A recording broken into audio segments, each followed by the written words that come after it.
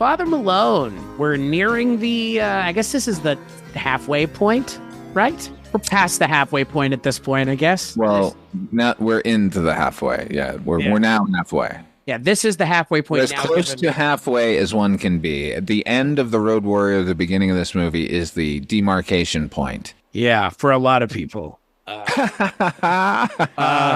I don't know if it's that way for you and I, but I think it's going to be interesting to talk about this movie because we've kind of alluded to it in the last couple episodes that we've done, that this is a moment in the franchise's history where a lot of people are very upset for look, I'm not going to say justifiable reasons. I think a lot of people are upset. And I think those are probably the same people that were upset about Michael Keaton being cast as Bruce Wayne. It's just like the exact same people. Yeah, that are still complaining about these kinds of things now. And look, this movie doesn't detract from my ability, your ability, or anybody's ability to appreciate Road Warrior. It doesn't. It doesn't detract at all. Is this what people wanted? I have no idea. Clearly not. Obviously not. Clearly not. But this is what George Miller wanted. And as far as I'm concerned, that's more important. Especially given the, I think it's a term worth using on him, the auteur that he is, the, writer director that he is, which I think, a lot of auteurs happen to also be writer directors. I'm very curious because on this episode of the Culture Cast, we are at the halfway point for Mad Max because we're going to be covering Fury Road and Furiosa here in the very near future.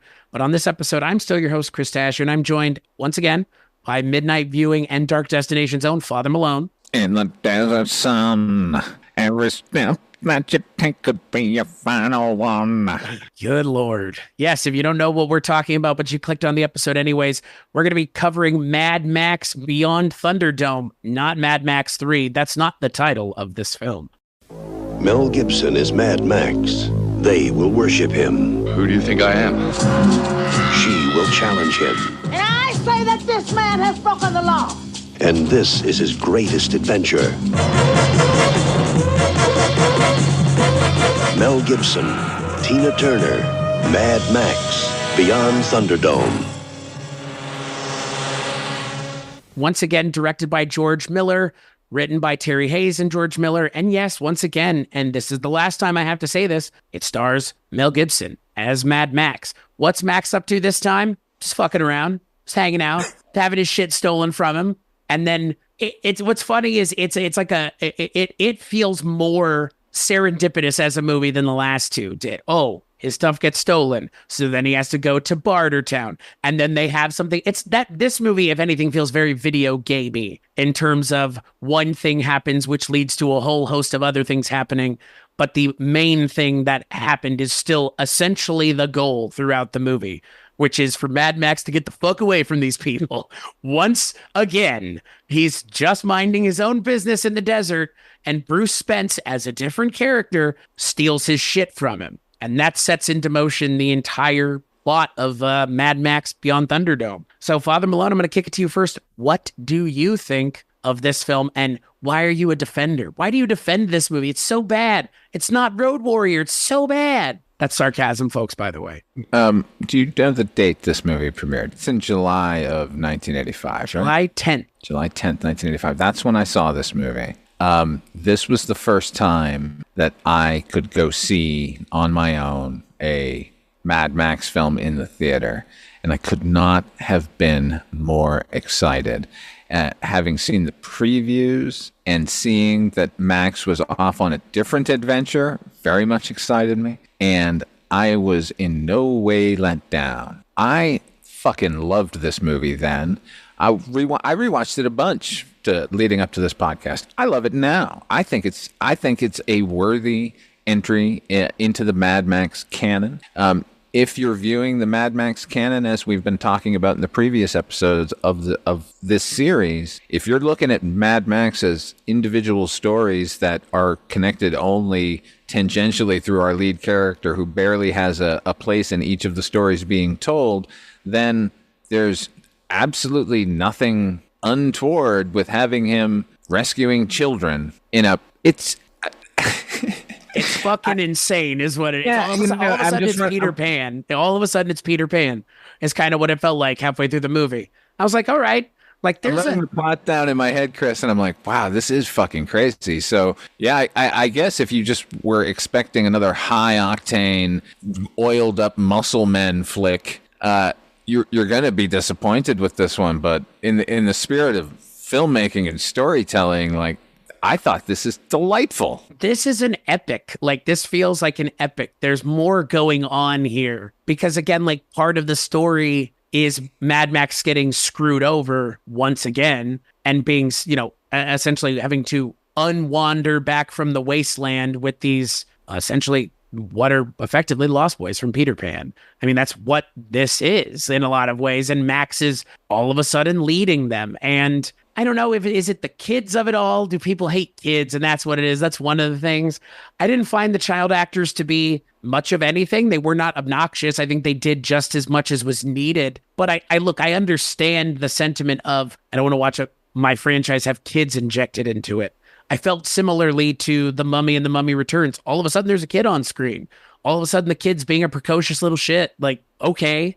I mean, look, that's the filmmaker's choice. And in this movie, I understand why, like you've alluded to already, if you were watching it for the muscle humongous, this movie doesn't have that. I mean, it does, but it doesn't, but it does. I mean, Master Blaster is in this movie, but There you go. But George Miller also undercuts the Master Blaster payoff intentionally. And I appreciate that because, again, he's not just playing the same song in a minor key. He's playing a completely different song, just with the same instrument. And that's what this feels like. Look, there is a chase scene. It is the third act of this film, but it's more like the fourth act of the movie. It's not, this movie is not so easily parsed out as the last two movies. There's so much going on in this movie, and it's weird that in a third movie, they do more world crafting than they do in the first two movies. But this whole movie is more about really filling in the world and how society has taken to the world that they exist in now.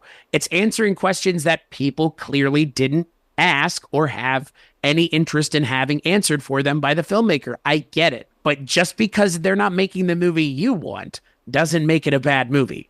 It makes it subjectively not something you're into, but objectively, I think, like you said, it's just as interesting a movie as the second one, if not more so, because more bizarre chances are taken in this movie.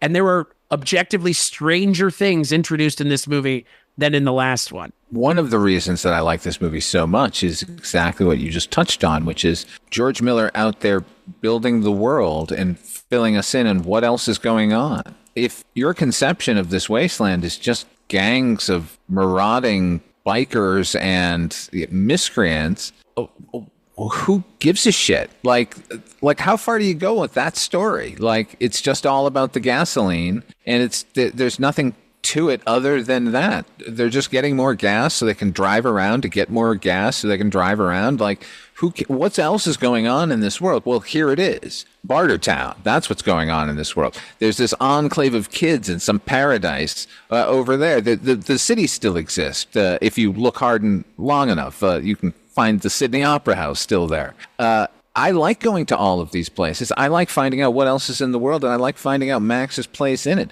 that he can interact with people still, that there are still humans that are out there making it happen from the chaos. Thank you, Aunty Entity. Well, and that is the thing about this movie that I'm so not concerned, but I'm curious because it feels like the more I look at the stuff for Furiosa, the more it's going to be like this movie. And I will be shocked if the feelings aren't similar again because of, once again, the Fury Road of it all. Furiosa has a real steep hill to climb with a lot of people who saw Fury Road and think that it is God's gift to Earth in terms of action movies. I'm not saying it's not. I just don't resonate with the movie like that. I know that there are plenty of people that think it is, that it ropes the moon. And I'm not saying it doesn't. It's just, what do you do after that movie? Where do you go from there? You're not going to do it again. We'll see. Well, but my point is you don't do it again. And I think that's exactly what George Miller is doing here. He could have done Mad Max 3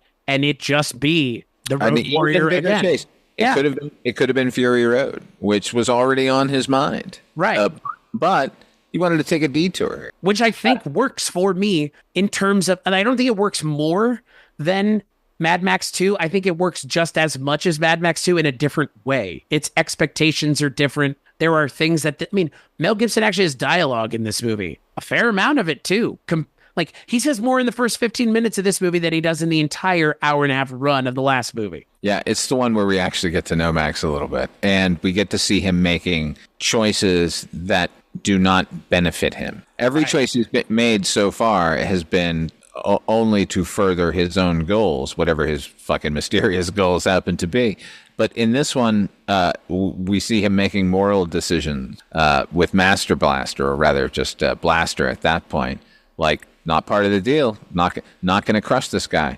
And in that, the wonderful thing about a scene like that is an accumulation of the character. This is the arc of the character going on, because I don't think the guy at the beginning of The Road Warrior would have hesitated to crush the skull of Master just so he can get his stuff back and get back on the road. No, he would not have hesitated in one iota at all. And it's interesting. Like, I was reading some of the reviews for this movie, and the reviews for this movie are pretty unfair. But again, they're unfair because of the expectations set by the previous movie. And I understand. I mean, again, look, we live in a time and a place right now where if you took, I don't know, just James Bond and turned James Bond into something that it is, quote, not, unquote, you'd have a whole lot of people upset. But at the same time, can we literally stop making the same thing over and over again? Because at some point, it will stop working as well. And what do you do then? Then you do something like this. So either make the decision ahead of time to do it and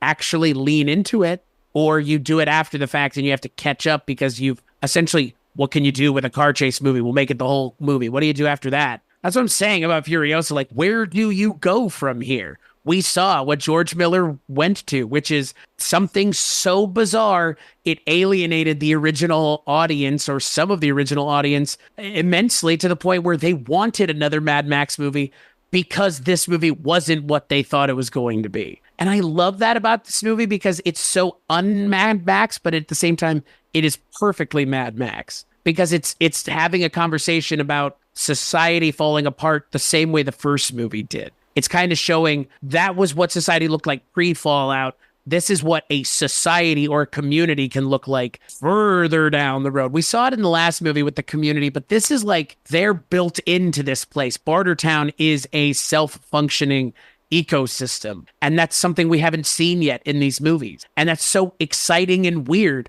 compared to just, again, him interacting with another kind of like oasis-y group of people. I mean, we kind of get that in this movie too. It kind of still checks some of those boxes. It just, that's not the point of the movie, which I understand will make some people who love this franchise very disappointed. Yeah, I mean, I like the opportunity to get to see Max and watch the way he handles himself in the rest of the world. And it hints toward other adventures that he's been having. This is, this might be his first time at Bartertown, but he's clearly been to places like this. It's so intriguing. He loses the V8 Interceptor in the last movie. When this movie starts, he's got this giant, like, truck vehicle that's being pulled by a team of camels, and he has a monkey in the back. Where did he just come from? Right. But to your point, the idea of this being folklore, like, I love that about these movies, is that it's just like, I don't know, it feels like a fairy tale like that. And I kind of feel like George Miller, if you asked him, like, what is Mad Max inspired by, like, really at its base level, it's kind of like a modern day, like you said, Gulliver's Travels, which is kind of a fairy tale. You're back. Ah, okay. But it's kind of a fairy tale or fairy tale adjacent. Like, it's a tall tale. This is a tall tale. It's a tall tale that also gives us a character moment where someone tries to sell him water and he produces a Geiger counter from somewhere within his outfit. Also, I was, again, speaking of the folktale nature of it, right? When we last saw Max, he's standing on a road. He's got his buzz cut. He's in his leathers. He's all fucked up looking, but he is mean and tough and whatever. When we meet him here, he has hair down his back, and he's basically dressed like a Bedouin out in the desert. Like, he's a whole new guy.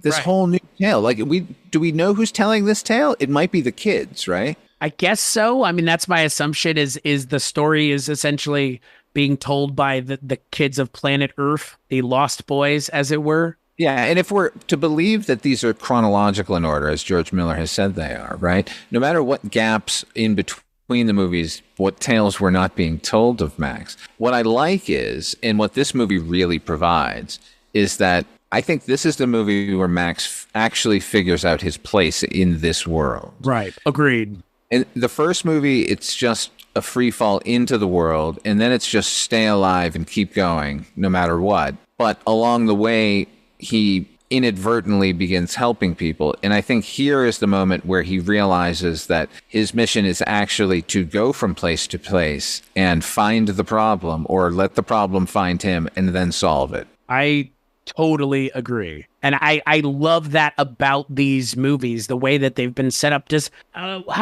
Fury Road start like this? I don't remember. Whereas Fury Road a lot more like narratively conventional. Fury Road begins with him being captured by Martin Joe's boys. So there's no narrative structure that's similarly to these last two movies. No, but it is once again Max finding himself in a situation that his instant reaction is, I'll just get out of it and get out of here. But once he looks around and sees what's going on, he always kind of makes up his mind to do the right thing. Which is what's interesting, because in this movie, I feel like he's less of an anti-hero than he was in the last movie. This is maybe in a lot of ways, it's so weird to say this, and I was reading some of the criticisms about this movie. This movie has been toned down from the last movie. Well, I'd say he's not an anti-hero here. I'd say he's just the hero of this movie. Right. But what I'm saying is, because that's the case and that he's not the anti-hero, the things that he's doing feel a lot less violent and aggressive. Like, I'm not going to say that this is like for kids, but there's some of this that does kind of feel like it's for kids. And Look, it's a PG-13 and the last one was a hard R. Right. Like a hard R. This, it doesn't even feel PG-13 in places. Like, in terms of the way the last two movies used violence, this movie doesn't use violence that way, if it uses violence at all. Like we've alluded to with the Thunderdome, the scene in the Thunderdome is a fuck the audience moment. If it's anything, like, George Miller literally takes us up to the brink and then shows us, this is not your Mad Max from the last two movies. This is someone who is very different. And that difference clearly comes from the time that we don't see him, the in-between time, which is, like you said, when his hair grows and then he's got the camels and all that. Like, clearly he went through more transformative moments, which have not been mined. They could be mined just as easily as anything else could in this franchise. What was Max up to between, 2 and 3? What were his adventures then? We don't know, but this is just another one in the long line of ones. This just happens to make a rather large impact on him.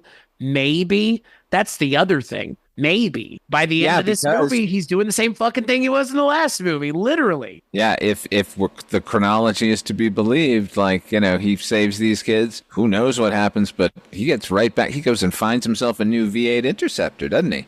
Yeah. Again, if this ties directly back into Fury Road, yeah. But that's what's crazy is, to your point, like, this just ends the way it started. It's very, cyclical. Like, we've started and ended in the same spot twice now, with Max just wandering the wasteland. Here's the thing now, in the last movie, his motivation purely seems to fuck these people who killed his dog. Right. This one, the motivation really is to get these kids safe from the people of Bartertown. And the only way he's able to accomplish that is by basically sacrificing himself, or, not mortally, but eliminating the possibility of escaping with them. Would he have gone with them? Would he have stayed with them? Do you think? I don't know. This kind of feels like this is the first group that he might have. Maybe? I think he might have gone with them to where they were going and then said goodbye to them there. Yes. Yeah. No, I completely agree. I think that's probably the furthest he would have gone, but because that's the thing about Mad Max, like, he's just not motivated by the glory. Like, so many characters, so many heroes are motivated by the glory of it all, and Max is not motivated by that. I mean, he's rather selfless in this movie. I mean, to your point, he makes it so that they can get away, and in them getting away, he's not able to go with them. Like, that is what happens. Like, that's part and parcel with the climax of the movie. And his enemy is right on his tail there. Aunty Entity is there. For all intents and purposes, in his mind, he believes he's about to be killed. Right. Like, he sacrificed himself, is what the movie is saying. And then the fact that she grants him mercy at the end is kind of wild, like in and of itself, like a kind of a weird thing for the movie to do. But I think that also speaks to, we haven't talked about her yet, how good Tina Turner is in this movie. Oh my. She's so good. And talk about someone who has a massive presence without being in every single scene. Like every time she's on screen, she steals the movie away from it's not hard to steal from Mel Gibson, but he is a very charismatic actor. Not so much in this movie, but she is so good I'm convinced that's why like so much of the movie is focused around her and Max interacting. Because when you're like, we have someone as talented and as charismatic as Tina Turner, we have to have her in at least more than one scene. And we have to have her interact with Max directly, which is not something we've seen in any of these movies up until this point, on top of everything else. He shares more screen time with her than he does with Humongous or Toe Cutter. This is the most interaction he's going to have with any of the villains. He's dealing directly with the villain. For a portion of the movie, she is not the villain, actually. She's just she's a compatriot. Like, he partners up with her and is doing a job for her. So she becomes the villain of the piece. And what I love about Aunty Entity, speaking of the world building, because in The Road Warrior, we know that there was a war and things happen, but we don't know what anyone or how they dealt with it. Even with Max, we don't get any sense of it. We, at least with Aunty Entity, get this idea where she tells a story about how before the war she was nothing at all, and look at her now. Like, she's created this civilization in the middle of nothing. Like, what, she says, there was thievery and now there's trade. Like that she's bringing back civilization. And honestly, I'm on her side. Maybe that's just because it's Tina Turner. And like you said, you can't take your eyes off Tina Turner in this movie. And that's crazy because there's a lot to look at in this film. Everything, the frames are absolutely packed with all of the ingenuity that we've seen in the earlier movies, but now they're done on a big budget Hollywood scale, but it still feels of a piece with the other one. It doesn't feel out of place at all. And I'm going all over the place here. I'm supposed to be talking about Tina Turner. Tina Turner is awesome.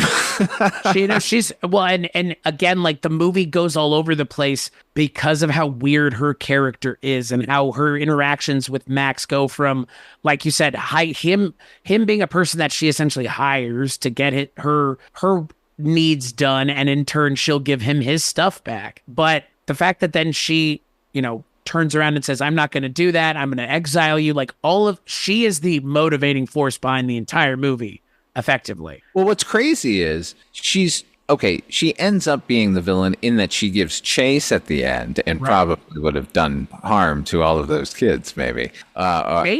Maybe, yeah, because this movie, you're right, it's George Miller just sort of like zigging and zagging in every direction. Like, what would we do here? What's the next thing? Well, let's not do that. Like, what's the opposite of that thing? Because let's do that instead. And because Aunty Entity, I'm on her side for a good portion of the film when Max is on her side. And then when he breaks the deal, by the way, he's supposed to kill. Yeah. Okay, he does it for the right reasons, but he did break that deal. And instead of killing him, he busts the deal, so he faces the wheel. He gets exiled, so they just send him out, right? So that's the end of the Bartertown and Aunty Entity story. It's because Max inspires these kids to come looking for Bartertown that things get fucked up again. So it's not like Immortan Joe who's just out to fucking slaughter everyone in his path. Right.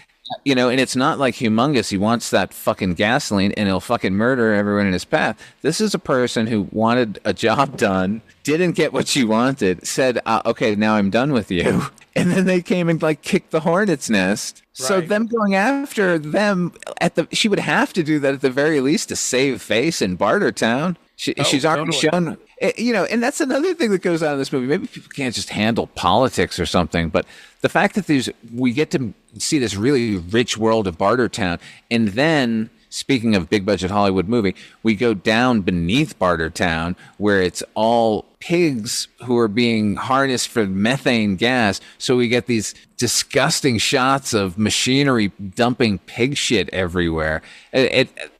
Watching it again last night, I was reminded of that. I'm like, this is a big budget Hollywood movie released by a major studio, and he's loving close-ups of shit. And that's what's weird to me about this movie is, like you said, it's a big budget Hollywood movie. Like it feels so not that because it is so exactly what George Miller wanted it to be. He clearly didn't compromise a whole lot if he compromised at all. And we talked about it maybe off the air last time, but I think we mentioned, Byron Kennedy, this is the first film that he is not working with George Miller on. And in a lot of ways, you can tell. Because it feels like George Miller just fucking went for it. And I'm not saying it's a bad thing. I think this movie works a lot better than I have been led to believe it would. Not by you, but by other people who have said, well, it is the worst Mad Max movie and blah, blah, blah, blah. Like, honestly, the worst Mad Max movie is probably the first one because it's not anything like any of them in terms of where this is going. But it can't be either. This movie, I mean, I feel like this isn't, I don't know if this is a high point. I don't know if this is a higher than the last movie. But I think in terms of a success, I think it's as successful doing what it's trying to do as the last movie was successful at doing what it was trying to do. And my point being, these two movies are not trying to do the same thing. And comparing them is unfair because the expectations are the next Star Wars movie is going to be like the last one, right? Right. I guess so. So what was Mad Max 3 going to be? I guess just a longer chase movie, except it's not like at all. And that clearly pissed people off. But the fans just kind of keep, like, there's self-fulfilling prophecies. They want the same thing, so they get it, and then they cheer for a little while, and then they get it again, and they go, this is the same thing. Right. What if they had made Mad Max 3 as the same thing as the last movie? Would people be going, well, it's just like the last movie, so why would I watch it? Yeah, and you know what? And ultimately, who cares what their opinion is? Because George Miller ends up, he co-directed. I wanted to speak to the Byron Kennedy thing because, each of the previous movies are a Byron Kennedy film. Like, he's obviously, this is his partner, and he dies in a helicopter accident scouting locations for this film. And so it is kind of a bit facile to say that you can see the difference between the movies because Byron Kennedy is gone. But this was the movie they were making. Like, Byron Kennedy was on board to get this movie made with his partner, George Miller. And that was going to happen. And the movie ends up being co-directed by George Miller and what's the other fellow's name? George Ogilvy or something? George Ogilvy, yep. Yeah, George Ogilvy. And I don't understand what the delineation is, like who was doing what and where. Obviously, but one assumes Miller was doing the train chase sequences of the movie. But I don't know which sequences belong to whom or what. I mean, I can assume he took on a co-director because of the absence of Byron Kennedy. I'm sure Byron Kennedy functioned as a co-director. They're there for so many years together on sets, doing everything hand in hand. Well, and that is the thing about this movie that I think again is so interesting. It feels so much slower. It feels so much more like thought out in terms of what it's trying to do, and it's engaging the audience in a different way. I mean, the last movie felt not hands off with the audience, but it wasn't necessarily challenging the audience. It was like, here's a car chase, and here's another car chase, and Max is just kind of incidental to this whole thing. Max is not incidental here in this movie. Like, without him, there is so much that does not happen in this movie. Without his character doing the things that he does and standing up for the things that he believes. And we really don't see that in the last movie. It's just kind of Max is there. He's a character in this movie. I think the problem is nobody wanted to actually flesh out Mad Max. I don't know why. It's, more interesting when he doesn't talk. It's more interesting when he doesn't do anything. It's the video game protagonist of it all, right? People complain about video game protagonists not talking, and then when they talk too much, they don't like it. It's like, if Nathan Drake has a pithy one-liner every time he kills someone in the game, people might get sick of that. But if they don't say anything, people are going to notice that too. So there doesn't seem to be an easy way to kind of split the difference here. So George Miller just goes, okay, he's going to be more of a character in this movie than he ever has been in the last two. And I think that's clearly not something a lot of people wanted, was to have the Max character evolve and continue to change with the stories that he's in. Well, yeah, I mean, ultimately that's it. They were rejecting this whole cloth, it seems. They did not want a softer Max. They want Mad Max. He's mad. He has to be out there the lone gunslinger doing things only for himself. He's not going to hang out with these children. He's not going to have mercy on this pig killer. He's not going to have mercy on Master. Like he's an amoral scumbag. That's what we want. No, it's just a different tale. It's a different shade of Mr. Max.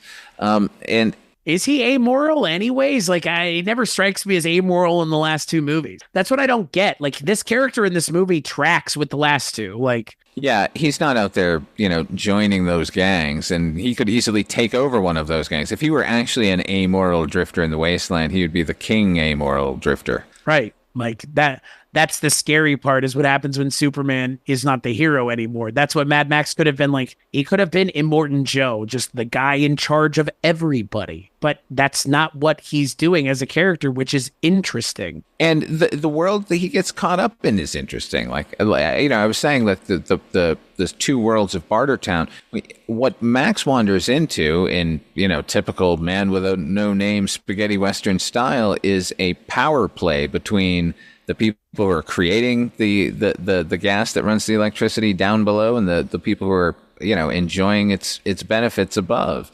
You got this, weird. What George Miller ends up doing is sort of defying every expectation. Like, not only is this not like the last movie, but this isn't like any movie. You mentioned, like, is that Act 4 when the final chase happened? It may be. Like, it doesn't seem to follow any structure. It seems happenstance, but it's not. Like, this one gives Max agency in that he just wants to, it's a simple thing. He just wants to get his stuff back, but it's really him and him driving this plot. Like, and as crazy as it is, like, the stuff that when he gets to this valley, this sort of paradise situation with all these kids, like the Blue Lagoon and, buckskins and spears and this lost tribe, as you said, like the Lost Boys, basically. Like, I never would have predicted that we would go there, but like, that doesn't make it bad. Like, I don't know. We need to stop railing against the people who don't like this movie, but they've dominated the conversation for so long. So that's the problem. I'll tell you something awesome about this movie. And this worked for me as a fucking 13-year-old kid sitting in the movie theater. The opening credits with fucking Tina Turner's song. That song. Yeah. One of the Living. If you haven't heard the song, go listen to it right now. You can hear it anywhere. One of the Living, Tina Turner. If you can hear the movie version, you're going to hear every version you're going to hear is the album version, which is a great version. But if you can hear the movie version, it's much more raw and immediate, and it's great. And the other thing that's great, not only that song playing, is that George Miller has chosen to put the credits up of every actor in the movie and give you their character name. And there's no better series of films for fucking cuckoo character names than the Mad Max films. So actually seeing them on the screen is part and parcel with what I was saying earlier about the crazy shit he's getting away with in a studio film. Like, the company logo comes up and then, here's these characters, Screw Loose and Pig Killer. Right. Yeah. Here's some of your major players. Pig Killer. I find it funny you mentioned Tina Turner. I mean, I would think most people my age are well aware that Tina Turner was brought in to do GoldenEye, a song from that film, because of what it kind of meant to the franchise, because it was so close to Goldfinger in terms of like the level of the person singing the song, and having her here and having her music in this movie, it just gives it such a different vibe and a different like flavor to it. And you said, you don't want to harp on the people that don't like this movie, but I will say, I think it's just a problem in general of pop culture. And in terms of the way people receive things, there's always this, there's always this diminishment of the things that came before it by something that comes after that I think is so unfair. And they need to stand on their own. And it's something that we still deal with now as fans of things in 2024. I mean, they're dealing with it in 1985. We're dealing with it now, which is how far do you go to appease the fans versus making what you want to make? And to your point, like, I wouldn't have expected that he would be dealing with small kids in this movie, or that Tina Turner would be in this movie. Like that in and of itself is pretty wild as a thing that this movie has. And I think that's, again, why I love George Miller as a director so much, is that he's going to make what he wants to make. And that's a good thing, because what he makes clearly resonates with people. And this movie has its defenders. It's not like everybody who saw this movie in 85 hated it. It's just, this wasn't going to resonate with some of the people, clearly, for good reason. But the people that it did resonate with, I think, find the same things to enjoy in it, which you and I have, which is it's fairly high concept. The world is fully fleshed out. And again, I think Mel Gibson is better here than he has been up until this point as Mad Max, because they actually give him something to do. He is here more than he has been in the last two stories. I mean, maybe the first one a little bit as much in this movie, but in the last movie, nothing. We don't know shit about Max, and that's intentional. Here, we get all kinds of stuff that I can only assume if you were here for a car chase and you're hearing all this stuff, you gotta be rolling your eyes in the theaters. It's like, I'm not here for the car chase. I'm here for Mad Max, the character, to see where he's being taken, because that's what anyone who watches a Mad Max movie should theoretically be there for, is the character of Mad Max, and whatever that means. Not, well, it's Mad Max, so there's got to be a car chase. Like, no, not necessarily. Yeah, like I said, the defying expectations. Early in the movie, when we meet Max, he's got really long hair, right? But once he gets to those kids, they cut all the hair off. And I will say, in addition to all the other stuff I like about this movie, very superficially, I'll say that version of Max, the freshly shorn hair, but now he's got the full gull wings, the white stripes on either side of his head, and the traditional Mad Max jacket, but now he's got basically like a skirt on, hanging over the pants. That look is the best Mad Max ever looked in any of the movies. There. I said it was superficial. I agree, though. I agree. I'm glad you mentioned it. That wig that they gave him at the beginning of this movie is ridiculous. Absolutely. I'm not going to say it. Glad they didn't put a beard on, because they wanted to. Yeah, because he already, that wig looked terrible on its own. That wig is a poor choice. It looks, and given where he ends up later in the movie, like, you can so clearly tell where the wig was and where his hair started and stopped, and where it's one of those things where I was like, man, I'm glad that they're shearing his head, because we do not need to be saddled with this for the entire movie. But again, defying expectations, right? Like, we don't get the Max we know at all until halfway, 3/4 of the way through the movie. 3/4. What's the Max that we know when he punches a teenage woman in the face? Yeah, that one. He just punches a cold coxer. And I love that he stops himself and then he fucking does it anyways. He thinks about it and he's like, I clearly don't have a choice here. This is for the good. He's constantly making moral choices in this. Like, I don't want to punch her in the face. Wait, no, I actually have to. Right. And it's so wild because, again, like you mentioned, the Max from the last movie, I don't think he would have shot all those kids to death, but he would not be dealing with those kids at all, I don't think. Like the way he was characterized in the last movie. In order to stop them, he grabs what the kids don't realize is a rifle, and they just have as a stick, and it's adorned with the bullets they don't realize are live as well, right? So Max, in order to stop them, loads up that weapon and then shoots at their feet. Road Warrior Max would have shot out their feet. Right. Exactly. And it's crazy because, again, it's not like it's for kids, but they're doing something different with the Max character. They're making him a hero in this movie, the way you would expect in a more traditional franchise like a Star Wars or an Indiana Jones. Like, he is a goody two-shoes in this movie. Like, again, he works for Tina Turner's character, but he doesn't do the one thing that he is supposed to do. And because he doesn't do it, because he has such a problem with killing someone who's, on the spectrum, clearly,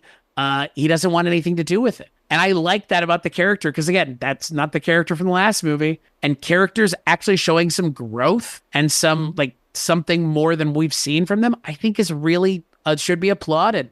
Taking a character and trying to have them change and have an actual multi-film arc. Yeah, it's not easy to do, clearly. Going from this film to the next film, because it seems like in Fury Road, it's just like a hard reset. Like, we're getting back to the Road Warrior Max, right? He's just out on the road with his car again. It can be viewed that way, or you can view it as we viewed each of these movies, and you have to figure what catastrophic thing happened between Thunderdome and Fury Road that he effectively went, fuck it all, I'm just gonna get my car and do my thing again. Right. Well, yeah, and let's, like I said on the last episode, like there's so many stories that could be told that aren't being told.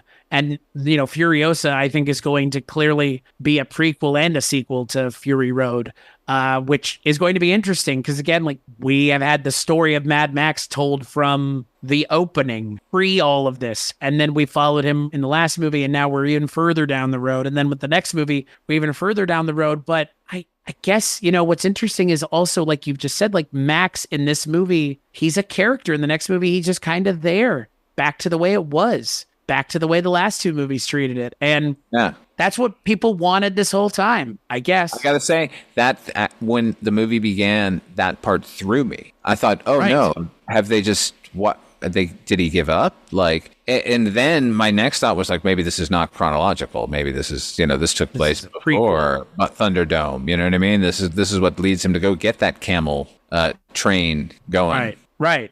And it's not, I thought the same thing when I saw Fury Road, because I was like, is this like a prequel or something? No, it's a sequel. I mean, this chronological sequel. Tom Hardy is playing the same character that Mel Gibson is playing, but they don't allude. I mean, do they even allude to this movie? Do they even allude to anything that's happened? But no, but none of the movies allude to prequel. Right. And that's what's also interesting is that they never do. Like, we don't have Max talking about, humongous, or this and that. Like, none of that. He doesn't even mention he had a wife and a son. He never even mentions that to anybody else. Well, he does tell Aunty Entity that he was a cop because she asked him what he was doing before the war. But he never says, like, I had a wife and son and they got murdered. No. Like, we never hear about them. That is, to your point, the only thing that they mention is that he was a cop. That's it. Like, that's the only kind of piece of the original movie that still exists here is he acknowledges that he was a cop. I would not have a problem with any future Mad Max film having Aunty Entity return. Same.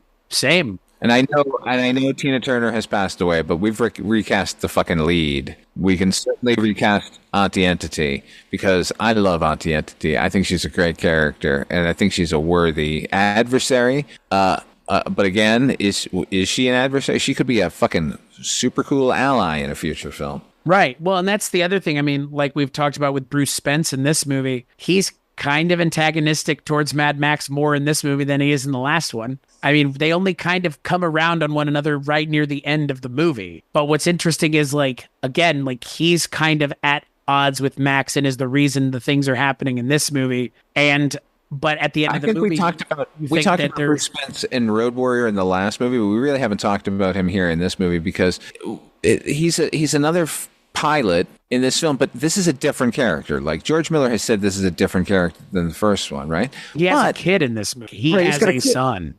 Now, Max, does he recognizes him at the end, but that's only to say that I recognize you from knocking me off my correct. That's the way I read it. Okay, because I think when I was a kid and I first saw it, I thought like, oh, this must be the same guy. I mean, well, it's such a weird thing to do. Behind the scenes information was pretty scarce back then, so I couldn't have known George Miller intended that to be a whole different character. So for many years, I assumed that was the same guy. It's like Pierre Richard in all those Francis Weber films, just playing a character with the same name, but not the same character. It's, I mean, and what a thing is, like, obviously you have Bruce Spence playing a character. Bruce Spence is a very recognizable person, and he's playing another guy who's a pilot, flying a vehicle very similar to the last vehicle he flew. Like, they're not doing themselves any favors, but also who cares, right? Like, this was a time and a place. Bruce Spence have a child? Like, could we get a child in one of the next Mad Max movies? Someone who looks just like Bruce Spence to play a similar pilot character? Like, that would be interesting. I mean, they've brought him back twice. So they must think that what he's bringing to the role is good enough. I mean, somehow in Mad Max's adventures, there will be a character who is flighted, who should be part of it. Like, maybe that's part of the myth of Mad Max. It's always the same couple of people he's going to interact with. Like, perhaps we're hearing the same story, the bastardized version of the Mad Max story from many, many years later, where now the pilot who was a grifter is now his helper. That's the thing. That's kind of what I was wondering too. Like, is it just the convention of the story being told, the way that they're telling it, right? Like you said, like, oh, he's always has these same kind of people, and oh, there's always kids somehow. I mean, I guess in Fury Road there aren't kids, but in this movie and in the last movie, Max has a soft spot for kids. Even Max in the last movie had a soft spot for a kid, because that a little child throughout the entire movie, like him and Max are kind of buddies towards the end of that movie. They're in the car together at the chase scene at the end of the movie. Yeah, well, there's only the unborn in Fury Road, so there's no real children interaction. It's just him and moms. Wait, I completely forgot about that. I forgot that that's what that movie is about. Jeez Louise. Oh, yeah. Again, so weird, like so weird. George Miller is such a weird guy, an oddly specific human being that, like, of course, there's going to be, pregnant mothers in the new Mad Max movie that he has to protect. Of course, like that's George Miller just does whatever the hell he wants. Is what. Do you have his filmography in front of you? I do. Could you tell me how many films he has directed? 12. So he's directed 12 films. I would like to present George Miller as the antithesis of Quentin Tarantino's 10 movies in done theory, right? His idea is like you only make a certain number of movies and then you're just spinning your wheels creatively. Nobody makes a good movie after their 10th movie or something like that. Well, here's the guy in his 80s. You know what? And ordinarily, I would agree with him because, you look at somebody like Ridley Scott, just stops, Ridley. It's enough already. But George Miller is in his 80s. And he's making fucking bangers, man. Yeah. Oh, totally. I'm with you. It can be done, and he's doing it. So how about that? How about instead of this arbitrary bullshit, I got 10 movies thing, you just fucking knuckle down and try and make something great? Steven Soderbergh's retired how many times at this point? Can't keep him away. Everyone needs to fire their publicists, turn off their social media, shut the fuck up, and just do the work. Just do the damn thing. Just do the damn thing already. And we've even seen that I would believe that Mad Max may even be able to continue beyond George Miller. Because look, that's the other thing. We're talking about a franchise that expertly recast its main character to someone else. They're also doing it again. They're recasting a main character from the last film in the upcoming film. Anya Taylor-Joy. Like, no one will be spared. No, and I'm okay with that. Like, you know what that is? That's just James Bond logic. Yeah, or comic book logic. I'm used to a different artist drawing my favorite characters, and I don't comic book logic though, because MCU is the reason shit's like this now, right? Like the MCU is kind of the reason we have this actor playing this character can't play somebody else. Like the whole Evan Peters. I didn't say cinematic universe. Shit. I know, I get it. I said comic book. We're reading a comic book. I know, but you know what I'm getting at. It's easy to equivocate the two in this day and age. And that's what actually makes me worried about George Miller no longer being at the helm of future Mad Max installments. Is now it's going to fall to somebody who's going to immediately go like, "What's the mythology? What are we working towards? What's the mystery box?" Right. Whoever takes over the Mad Max franchise is going to go like, First thing we do is remake the Road Warrior. Right. Exactly. And that's my point. Like you said, comic books. I agree with you. Mad Max has more in common with comic book logic than it does with most mainstream storytelling the way it is now, because there's an expectation that people have been conditioned to now, which is if someone is playing look, Hugh Jackman is playing Wolverine again. The guy who said he was done how many times over now? Like they couldn't even recast Wolverine. I saw that preview when I went to see the Planet of the Apes movie, and my mother turned to me and said, "Is he too old to play that part?" No. I don't think so. I mean, if you look like him, I don't think so.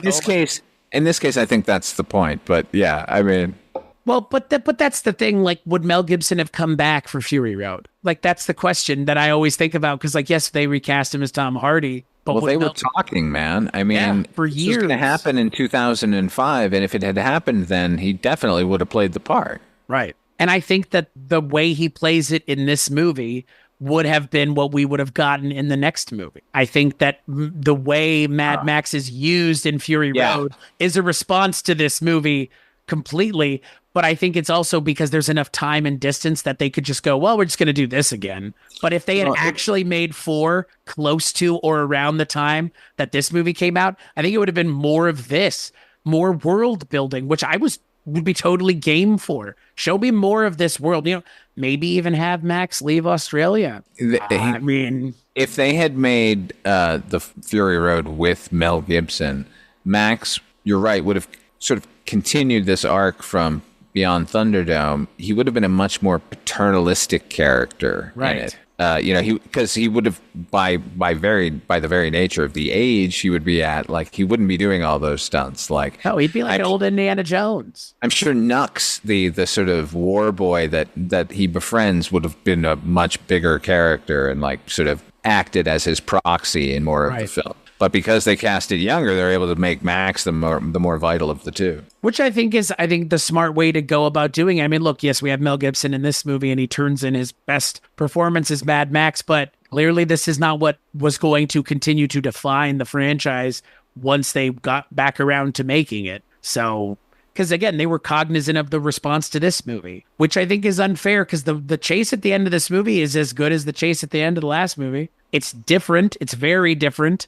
The expectations are different. The kind of vehicles they're using are different, but I think it works just as well. It's just different. Yeah, I don't have any problem with any of the action in this movie. Like, yeah, it's what you're saying. This is a different movie than the last one, but I will say that certainly with distance, I'm sure people could reevaluate it if they gave it a try. And I'll say, with that same distance, it is a fitting end to the Mel Gibson era Mad Max.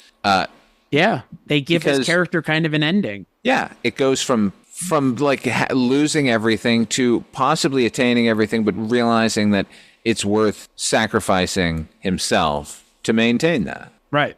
It's great. Yeah, because he lets them get away. That isn't some hacky fucking, screenwriting course bullshit. Like, that's a genuine progression of a character. Yeah.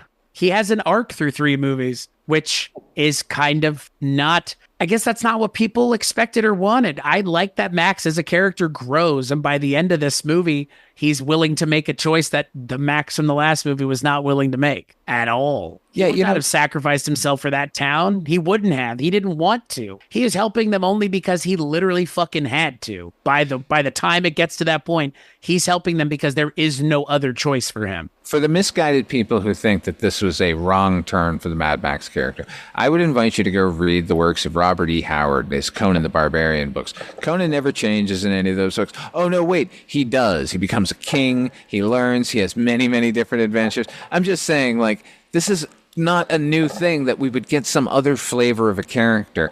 And the fact that this isn't what they thought they wanted is baffling to me. And does this not have like one of the great movie fight scenes in it with the Thunderdome? I love Thunderdome, man. Yeah. Without Thunderdome, we wouldn't have the fucking Dr. Dre and Tupac song, the California Love song. That's fair. Well, we would have the song, but we wouldn't have that excellent video. That's fair. I mean, I love I love the production design in this movie. I mean, we've talked about it a lot with the last movie and this movie a little bit, but the production design in this movie is wild. This is like unlike, I mean, it's not that they don't make movies like this in Hollywood anymore, but nobody is interested in making this kind of movie anymore. Only some filmmakers are really availing themselves to go with practical effects for these big sets.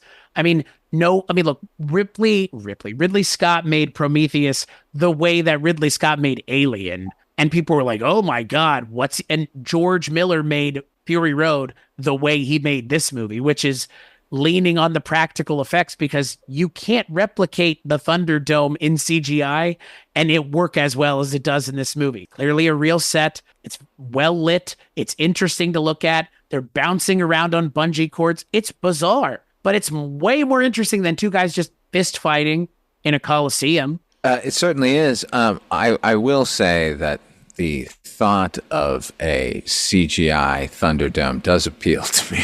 If done by George Miller, sure, but like not done by somebody else. Because, what I like about Fury Road is it feels like a synthesis of Road Warrior and Thunderdome, because we get to spend a little more time in the civilization that's being threatened in Immortan Joe and his little kingdom. We get to spend time with that. And then we get hints to these other kingdoms that exist. And that's just only one part of the wasteland, right? This little fiefdom of the Bullet King and the Gasoline King. We're going to see so much more of this Mad Max world in the next decade. I guarantee it. It's a frightening and enticing proposition. Right? It really is. It's unfortunate, but at the same time, the hands that it's in, I think are good hands. Because for all of this movie's perceived failings, I don't think any of them are fair. I think it's a purely subjective issue that this movie is fighting with. This movie's well made. It's interesting to look at. It's well cast. I think the practical effects are well done. The set design is fucking insane. I mean, so much of this is done for real. These are crazy sets, and you feel it. And again, like I said, not that they don't make movies like this anymore. People just aren't interested in going out of their way to make these giant, real movies. And even something like Fury Road doesn't necessarily hit all the notes that this movie does, but that's okay. It in and of itself is doing something different. And I applaud a franchise that is trying to do different things with each movie versus a franchise that's just doing the same fucking thing over and over and over again, because that's just monotony. That's a stunning lack of creativity, if that's anything. They just keep making the same thing over and over again. What are you doing? Make the same thing over and over again. Yeah, well, you can't win. Yeah, because when they tried to make something different from, well, I don't know. I mean, again, we talked about Star Wars a little bit. There are so many things that they've tried to do anything different with, and the fan backlash is just, The Last Jedi is still the most reviled Star Wars movie ever made. And that movie's been out for a decade almost at this point. Give it a rest. Yeah. And that's the thing. Similarly to this movie, I feel like The Last Jedi may in the future age better than anyone gives it credit for, but this movie in a lot of ways has aged better than the original Road Warrior has, because I feel like you could put this on for a modern audience and they would get it and get into it more than with the original. Let me go on record. The Canto Bight sequence, or the casino planet sequence in The Last Jedi, is misguided and ultimately boring. And he was trying to do something different there because everything else he was doing was also something different. It's just that one didn't work. I think The Last Jedi is fucking great. I really enjoyed that movie for all the reasons we're talking about George Miller, because it was every time you expected something to happen, he did it differently and justified his reasoning in doing so over and over and over again. And over and over and over again, fans were like, no, I don't want that. I wanted the other thing. Right. And it's guys, you could just go watch the other thing. The other thing's been done. Yeah, and now we're at the point with Star Wars where people don't want it anymore because it is worn out its welcome. Do you want to see Luke Skywalker fight Kylo Ren? Do you think that's in any way could possibly be any more thrilling than seeing him fight Darth Vader twice? Right.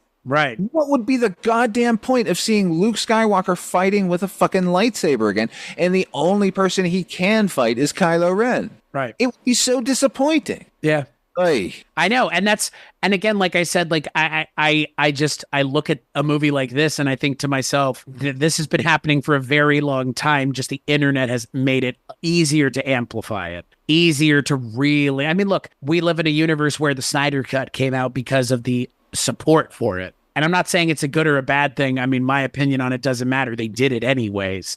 But it's a bad thing because it was a financial decision. Right. That's all it was. They knew there was a fan base who would watch it, but it wasn't that the fans convinced them at all. They smelled money and then they threw some money at it and then they got their money. Right. But what it does do is embolden those toxic assholes, and now they feel that everything that they think and want, they deserve. Right. That's the bad part of this. And again, it comes back to this idea of the response to Michael Keaton being cast as Batman, or Mad Max 3 not just being another long chase movie. When the fans don't get what they want, they tend to get upset. But filmmakers and TV showrunners are going to do what they want to do. And the only person I'm here for it. The only person who actually figured out how to make sequels that were different than the original one and still satisfied the fans is James Cameron, who did it twice. He not only made Aliens, which is a completely different movie than Alien, and satisfied everybody. But he wrote the script for Rambo: First Blood Part 2, which, if you watch that first movie, it's just about a Vietnam vet who gets fucked with by the local law enforcement and then like takes to the hills where they hunt him down. There's nothing super heroic about it at all. The second film is a pure action fucking extravaganza with him refighting the Vietnam War, and people loved that more than the first movie. Yeah. And I think it's interesting because, again, you mentioned James Cameron. I mean, his name is on the same list with George Miller's name, right? Like, these are people who their involvement in a project elevates it immensely. Just them being involved. And look, speaking of Justice League, there's a universe where George Miller got to make his version of the Justice League because that was a thing that was going to happen. Oh, man. What could have been? Armie Hammer as Batman? Yeah. Boy, that would have been weird. There was a lot of weird things going on in the mid-2000s with comic book stuff. And that casting sounds delicious. It's, wow, simply stunning. Save me the ribs. Yeah, he's, I don't know. I mean, I think that, George Miller, I give him a very wide berth as a filmmaker because I trust the decisions that he makes. And I think that they have yielded some of the most interesting films that have come out in ever. I mean, again, a movie about dancing penguins is we have George Miller to thank for that.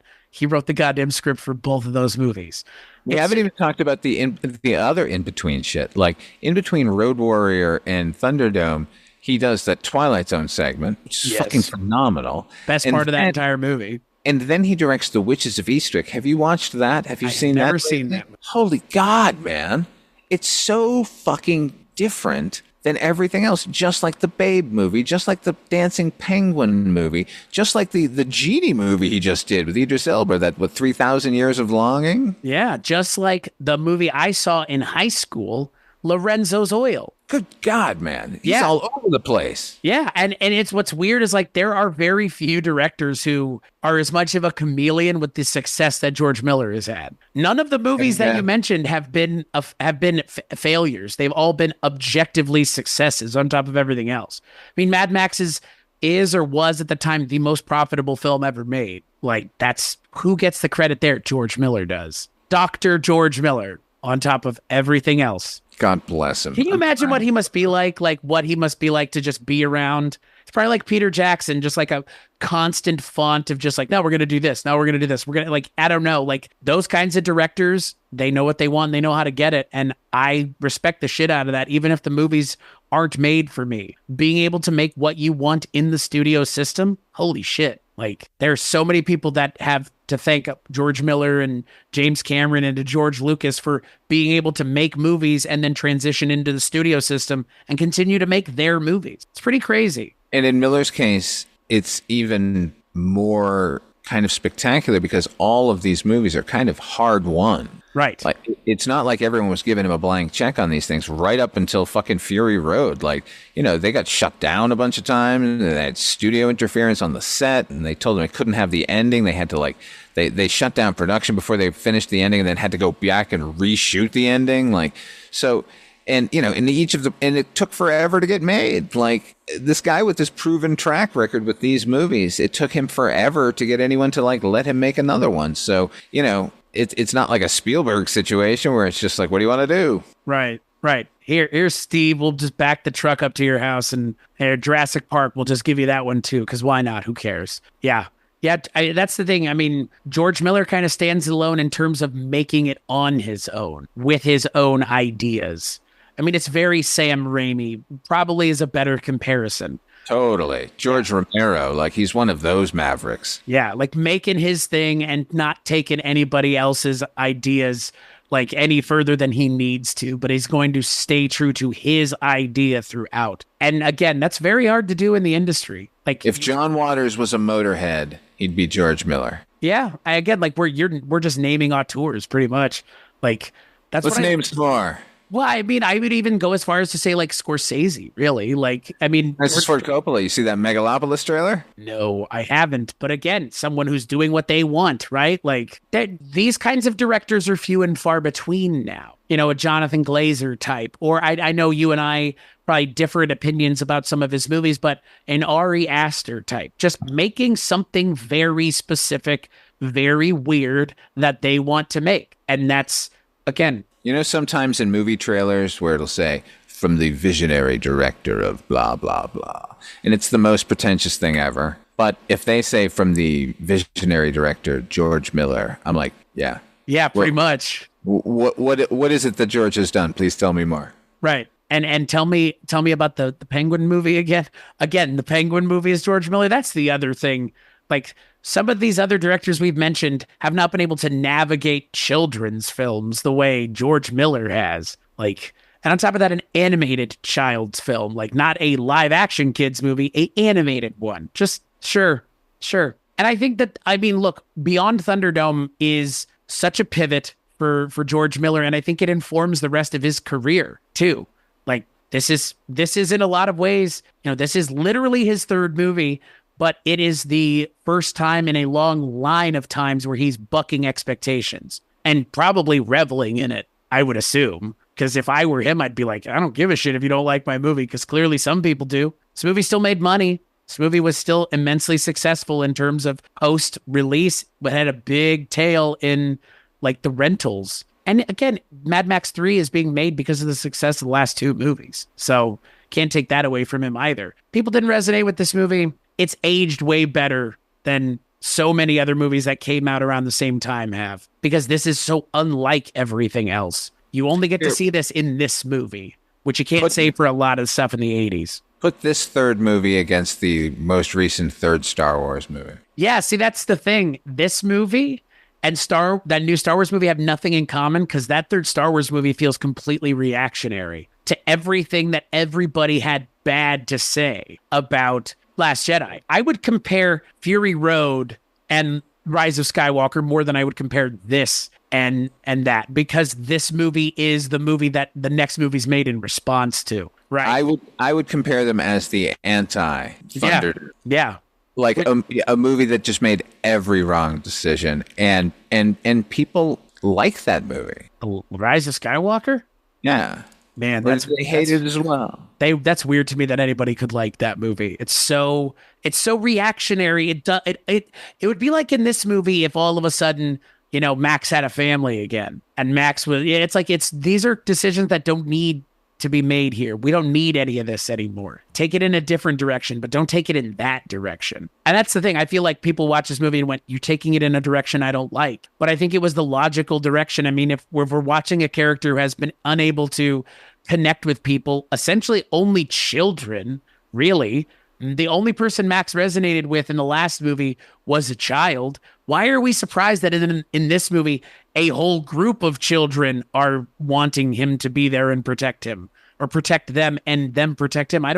It's not that big of a stretch to me. But again, having seen these movies, boom, boom, boom, maybe that's why. I mean, that's got to be part of it, clearly, because I'd never seen this before. I was more amenable to this than I feel like people clearly in 85 were. But again, the worst thing about this movie really is the fact that it's coming out after a movie that is a genuine classic that deserves all the praise that it gets. And I think this movie does as well. It's just, you can't come after a movie like Road Warrior and not expect to get compared to it constantly. And at the time, you got to remember that like Road Warrior was on cable nonstop. Right. And people were wearing out their videotapes of the Road Warrior. Right. So they wanted was Road Warrior 2. Right. Not Mad Max 3, which is what this is. And that's the important thing, to your point. This is not Road Warrior 2. It's Mad Max 3. This is the character, and Mad Max Fury Road is Road Warrior 2, I would say. At least my recollections of it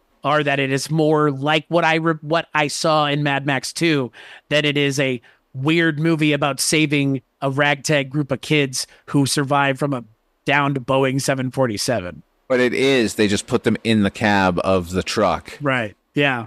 They toe the line. And you know what? I still am kind of curious, and maybe you can explain it to me. So he just shows up and they already have a story about him and they know what he looks like. I couldn't figure, I don't understand the story of Walker. He leaves, but then he's supposed to come back and look like Mad Max? I'm assuming whoever Walker was already looked a bit like Mad Max. Okay. He had graying temples, which is not like, a bizarre distinction. Right, but like the picture on the wall is literally Mad Max, though. Yeah. Okay. Yes. But I'm just saying, like, what I didn't understand is that whole aspect of that story. I didn't understand what the point of him as a character was, and then them being like, well, he's returned. It's like no. I didn't get it. I didn't get what they were reaching for there. There's some sort of like, this is all faded. It was like, is that what they're going at? I can't figure it out. I don't think it is faded. I think if anything, it's a huge mistake. Right. Because they follow that prophecy, they make that prophecy happen by going to Bartertown and making themselves flee. Their myth was that Captain Walker, these are all the children of the descendants of a plane crash, who found this grotto of paradise and have been living there sort of ever since. And they're no more adults; it's all the kids. And they have this myth that the captain went off to find help and that he would return one day. If they had just left it at that would be all right for them. But because they thrust that upon Max, who shows up and bears some resemblance, a very striking resemblance, to their myth, it ends up being kind of end of paradise. So in a way, it's defying that expectation too, because this isn't Paul Atreides coming to save the Arakeen. That's fair. He fucks shit up. And I know that Paul Atreides is not the chosen one of the Bene Gesserit, orchestrated all that. I know all that, okay? Don't leave that in the comments. We get it. Well, and to your point about subverting expectations, I mean, yeah, the Mad Max character at the end of the movie subverts the expectations again. Like you said, he makes a choice that is not a choice he would have made in the last movie, not willingly, which is, to help out this group of people. We see him literally forced to help them in the last movie, and then they screw him over anyways. Yeah.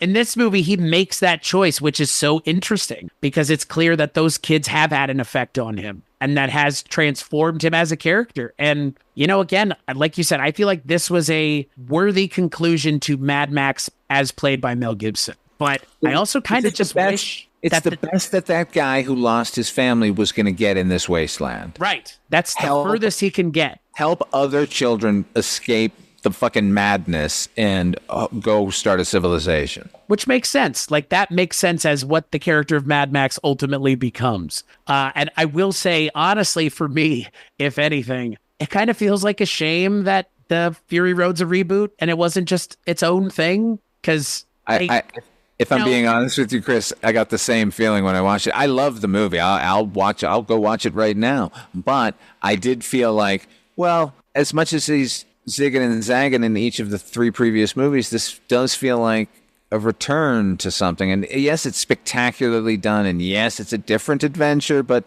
it did feel like we were kind of treading the same ground. Yeah. And that's, like I said, as we kind of close this episode out and look to Fury Road as the second to last stop, or the last stop before Furiosa, I haven't seen Fury Road since it came out. And all I remember is that exact thing you're saying, which is, why isn't this just its own thing?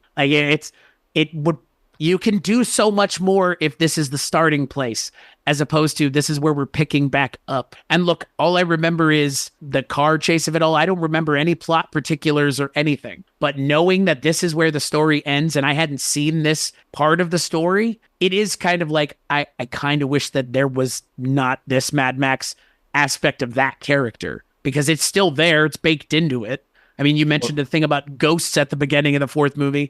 That's got to be in reference to these 3 movies, if not just Mad Max, probably, I'm assuming, in terms of his wife and son. Or maybe, that's the other thing, I guess there are some other people he failed to save, like the woman in white in the last movie, and I guess Pig Killer in this movie. But for the most part, it's also very good at getting the job done successfully. Well, now that you've watched these 3 movies and you know that he's capable of saving people, watching Fury Road, you'll do it with kind of newer eyes, because none of the ghosts that are presented to him are ghosts from these adventures. Sure. I didn't expect them to be specifically. So. Right. So, but I mean, they very well could have just dressed somebody up like a pig killer and had him right at the screen or something, but they don't do that. So yes, when I said that I did feel like it was a retread when I was watching it, it's a rare movie that gets better on every rewatch. So I just wanted to qualify that. I don't feel like it's just a retread of the other ones. It's a fucking fantastic movie, all on its own. But it is a legacy sequel. Yeah. I mean, and legacy, I mean, sequel's one thing, legacy sequel's another. And with the term legacy in front of it, you're going to be getting what you've already got. Yeah. I mean, Halloween, that was a legacy sequel. Any legacy sequel that's out there is real. I mean, Force Awakens is a legacy sequel. It's just A New Hope all over again. Fury Road shares more in common DNA wise with Road Warrior than it does with this movie, if I'm remembering it correctly. Well, what I was trying to say is that, now that you haven't seen that movie in a while, watch it now and know that somewhere in between Thunderdome and this movie, something really fucking horrible happened to Max. Clearly. Because, yeah, I mean, does he even talk in Fury Road? Very little. Okay. Because that's the other thing I remember is like Tom Hardy doesn't have much to say as Mad Max. And that was a whole thing that people were making a big deal about.